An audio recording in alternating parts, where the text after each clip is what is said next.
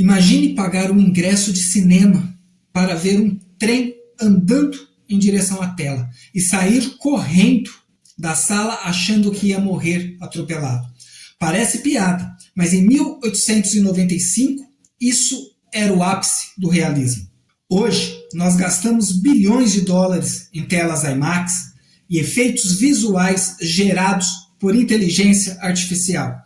Mas como a humanidade saiu das imagens mudas de 50 segundos para o império multimilionário de Hollywood? Olá a todos, eu sou Anderson Rigobello e neste vídeo você vai descobrir como uma briga de patentes quase destruiu o cinema. O filme que durou apenas 2 segundos e como a tecnologia mudou a nossa mente para sempre. Se você quer entender o poder da maior máquina de histórias do mundo, fica comigo até o final, porque o que aconteceu nos bastidores é mais louco do que qualquer roteiro de ficção científica. Já então deixa o seu like, se inscreve para não perder o próximo nível de conteúdo. E vamos voltar no tempo. Tudo começou com uma obsessão: capturar o movimento. Muito antes de Hollywood sequer pensar em existir, cientistas e inventores disputavam uma corrida espacial tecnológica. O primeiro registro de imagem em movimentos que temos foi feito pelo francês Louis Le Prince em 1888, chamado Roger Regarden Scène. Sabe quanto tempo dura? Apenas 2 segundos. Mas o bicho pegou mesmo quando Thomas Edison, sim, o mesmo da lâmpada, inventou o cinetoscópio. Só que tinha um único problema. Era um aparelho individual. Você olhava por uma caixinha sozinho, uma pessoa assistindo por vez.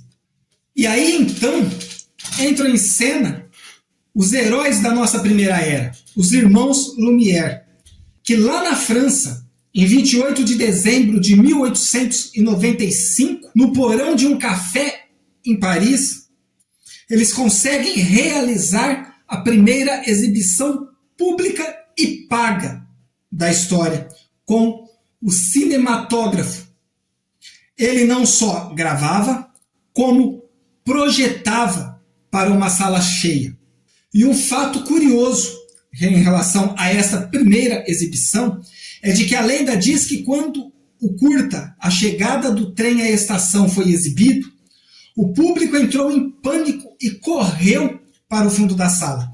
Historiadores modernos dizem que isso pode ser um pouco de exagero de marketing da época, mas o impacto visual foi brutal. Ali nascia o cinema como uma experiência coletiva e que trazia à nossa visão coisas que ficavam até então na imaginação e que hoje pensar que numa sala de cinema atual algo realista como o mencionado que poderia ter acontecido na primeira exibição não é apenas jogada de marketing, pois a realidade está cada vez mais próxima da tela e de nós.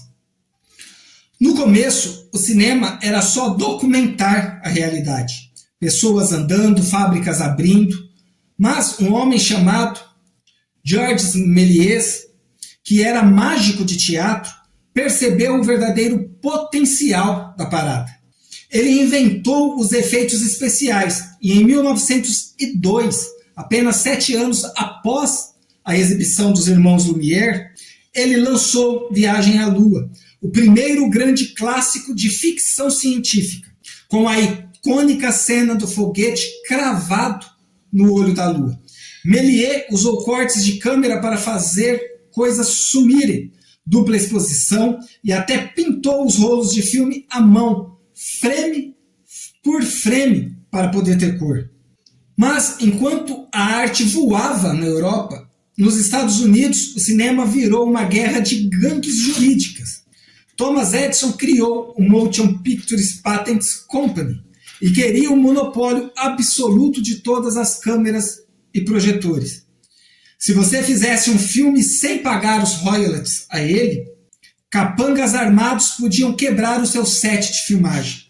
Para fugir dos capangas e processos de Edison, cineastas independentes fugiram para o outro lado do país, uma área rural ensolarada e barata perto de Los Angeles, chamada Hollywood.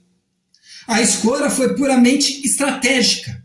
A luz solar durava o ano todo, ótimo para economizar com energia, e a fronteira com o México estava bem perto caso eles precisassem fugir da polícia de patentes. Ou seja, Hollywood só existe aonde está por mera conveniência daqueles que queriam fazer cinema, mas precisavam fugir de capangas para não ter todo o seu material quebrado. E até o final da década de 20, o cinema era totalmente mudo, acompanhado por pianistas ao vivo nas salas.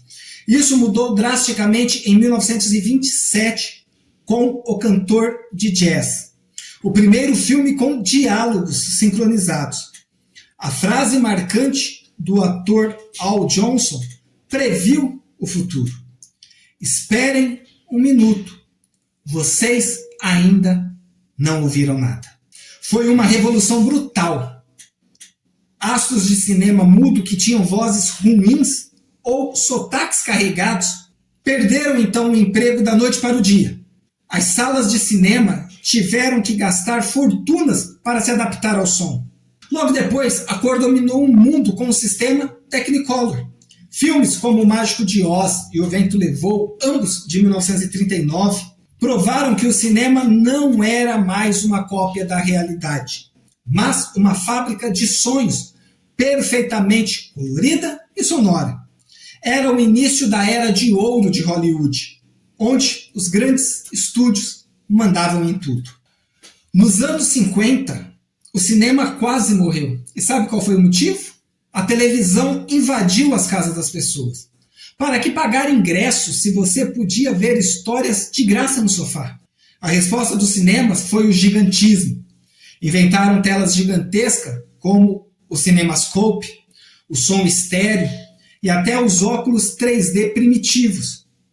Mas o que salvou o cinema de verdade foi a mudança na forma de contar histórias nos anos 70.